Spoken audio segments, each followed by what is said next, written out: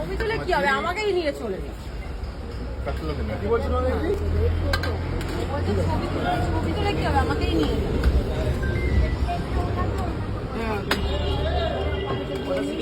আরেকটা দরকার বলে এর মধ্যে চামচ রেখে দেবেন, হ্যাঁ?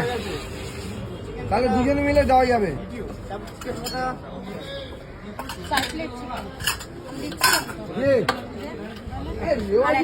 চর্বি হবে নাকি? দাদা কি হয়েছে? রেওয়াজিতে চর্বি হয়। চর্বি মানে ভালো হতো। তাহলে এবার ওই খাসিকে গিয়ে যে কাটতে তাকে গিয়ে বলতে হবে চর্বিগুলোকে চেঁচে রেখে দিতে। চর্বি চেঁচে রেখে দেবেন। दादा आपका जो कतला होगा वो सरसों का होगा या फिर नॉर्मल मटन मेरे का एप्पल मटन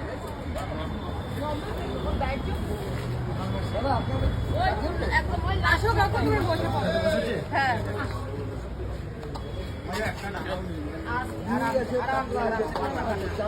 একটু দাদা একটু ওঠো তো দাদা, যাও ঢোকো না, আমি চেয়ারটা ঠিক করে দিচ্ছি।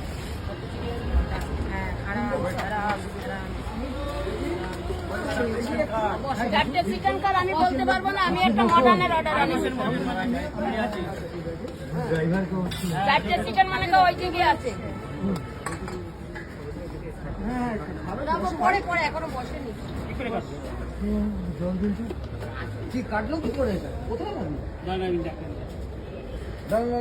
জল লাগাবেন না। আচ্ছা জল লাগিও না, জল লাগিও না, ওটা গাড়িতে ঝাড়ন আছে, গাড়িতে ঝাড়ন আছে। আচ্ছা মাটন একটা চপ্পল রাখো রাখো, বসো এখানে বসো আপাতত, আমি দিচ্ছি। উনি পরে বসবে। হ্যাঁ বাবা, এই আমার একটু মাটনের গ্রেভি দাও।